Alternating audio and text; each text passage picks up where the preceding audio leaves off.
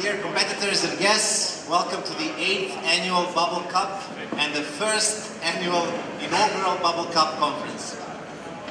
Firstly, give yourselves a big round of applause for making it to the finals.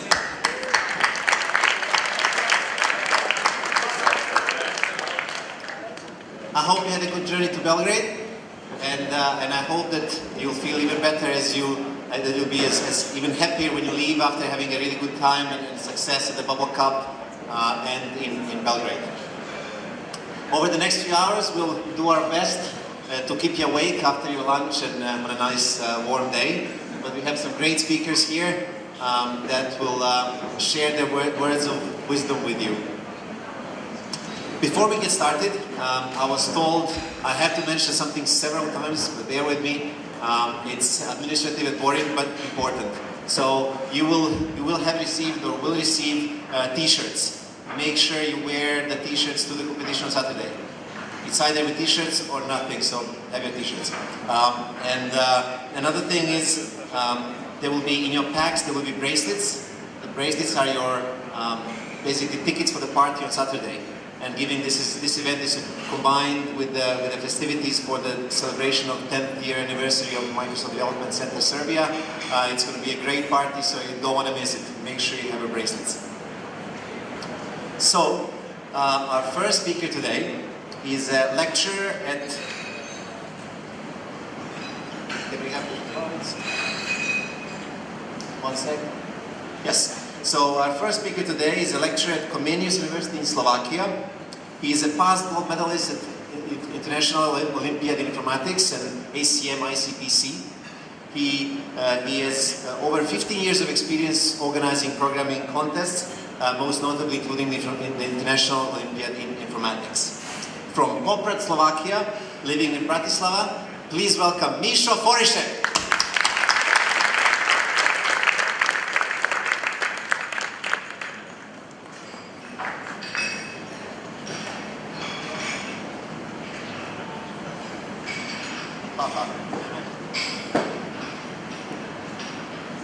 There we go.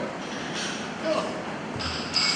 Okay, hello everybody. I'm pleased to be here. Congratulations on making it to the finals. Good luck tomorrow. And now for the next 20 or so minutes, I'm going to entertain you with some random ideas. All right.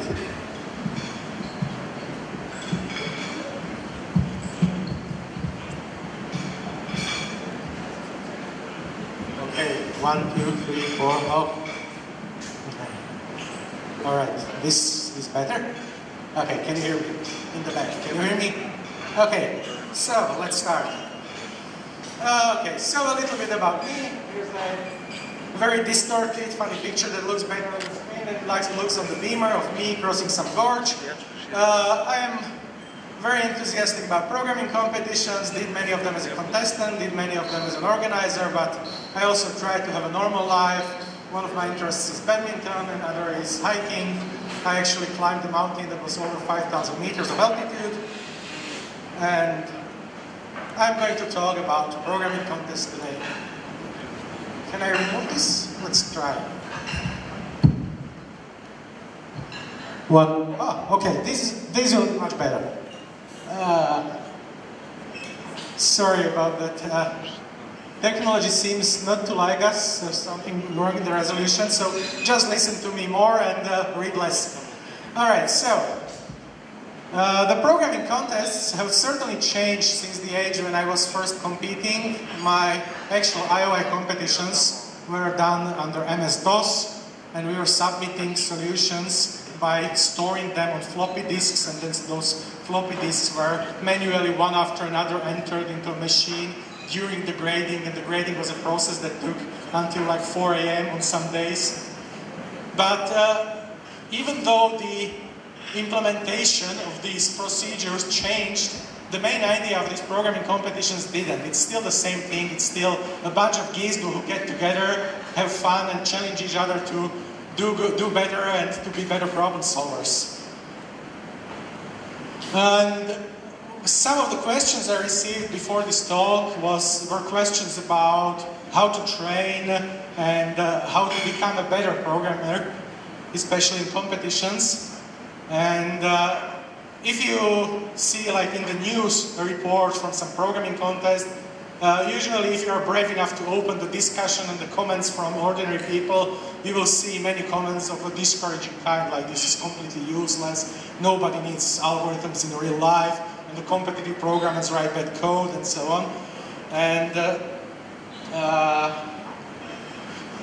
the main answer to all of this is, has already been given by a very old author called Aesop, who wrote in one of the fables about a fox who is looking at grapes and thinking that she really wants some grapes, she wanted to eat them, but as she jumped and tried to reach them, they were too high, so in the end she concluded, oh, they are too sour, and went away. So all those comments you see in those discussions are precisely these are sour grapes from people who didn't reach the heights you already did. But let's get to the positive side of questions. And the positive side is what to actually do to be better. And the answer is actually simple. You need to see practice for programming competitions as a process, as a game, in terms of like game theory. And what you are supposed to do are the actions that maximize your profit. So you actually need to identify at which phase you are and what is the change, what is the improvement that will bring you the best benefit. As you are starting with programming competitions, these will be things like mastering the tools, actually knowing the language you are using, knowing the libraries, knowing how to use the shell, how to debug efficiently, for instance, knowing how to use Valgrind is a useful thing, and so on. Then you get to a stage where what matters is consistency and code quality, where you will be losing rating in programming competitions, not because you cannot come up with a solution, but because you make dumb mistakes, your code fails, and then after the contest you realize, oh, here I have less than, should be less than or equal, or some similar stupid mistake. I forgot about 0, I use a 32-bit integer instead of a 64-bit. And this is something where an improvement, a practice, can bring you to a much higher rating very easily. Then we get to things like patterns. If you are implementing a breadth search for the 3rd time or 4th time in your life, you have to focus, you have to type it. If an experienced contestant does the same thing, they already have the pattern memorized. This is something they did multiple times, they know what they're doing, and while they are typing, they are thinking about the actual rest of the problem, about the actual algorithmic part, and this is where the game. The next thing, contest strategy. In many competitions, your goal is, for instance, to advance to the next round. Many contestants will always use the same strategy. I'm trying to score as many points as I can. This is not always the best strategy. Your best strategy is a strategy that maximizes your probability to advance to the next round. And for instance, it may be better to go slower and to be certain that those tasks you submit and that they are revealed only after the end of the contest, that they are correct, spend some more time testing, and then in the end you will advance. And only after you get all of these obstacles out of your way, then the maximum benefit can directly be gained by learning to be a better problem solver, which is the fun part, which is the part why we are doing what we are doing, why we are taking part in these programming competitions.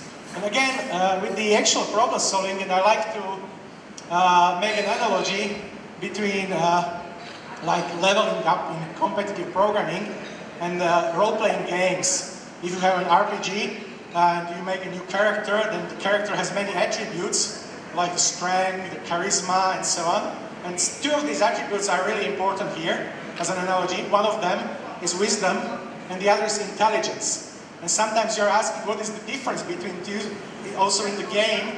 In the game is usually something is like one is for a sorcerer, the other is for a wizard. Here we need both of them.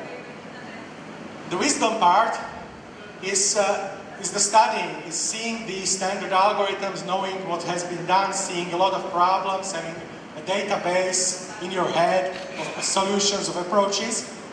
And the intelligence, this is the tricky part, this is something where maybe things like talent come into play. This is the part where you have to come up with new clever ideas, to find patterns within those patterns, to find, when you approach something completely new, to try to break it apart, to try to come up with a new solution. And both of these things can be improved by practicing. Well, basically everything can be improved by practicing. we the humans are hardwired that way.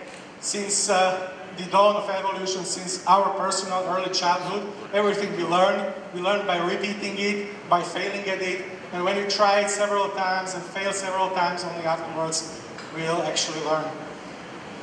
Alright, I included a picture with some lines now for the talk, and I'm going to talk about mistakes for a little while. When you are practicing for many sports, like for instance you are practicing running, or you are practicing jumping, or you are practicing playing soccer or something like that, there aren't really failures. In the sense you will be a bit faster, you will be a bit slower, but there is no such thing as a complete failure. We sadly know complete failures pretty well. You are given a competition task, you are trying to solve it, and you fail. You get 0 points because you didn't get to the end of the task. And for many people who are doing these programming competitions, these failures can be discouraging. You can read it in every possible forum. There are people saying, oh, I'm dumb, well, I tried solving some problems, I failed, half of them, and then I gave up because this is clearly nothing for me. And this is in my opinion, this is the major misunderstanding people make, and when you are aware of it, it can give you a significant advantage. Mistakes are actually a crucial part of learning, and this I learned when I was doing research in testing theory. So the thing I was researching was the question how to test people, how to test, for instance, how good you are in programming competitions, or how to test kids who are solving competitions in mathematics, or how to test players in golf who are playing on different courses, different holes with different difficulties. And the answer to this has already been given in statistics in form of the so-called item response theory. This is a nice mathematical theory, look it up afterwards. And basically what it says is that for many problems, such as the tasks in a programming contest, what you see are curves like the blue one, or the green one, or the red one. The x-axis represents the skill of the contestant. So the farther right you are, the better the contestant. And the y-axis is the probability that a particular contestant with this skill will successfully solve the problem when given it in a competition. So for all the tasks we have this like sigmoid characteristic function that somewhere at some skill level has like a 50% probability.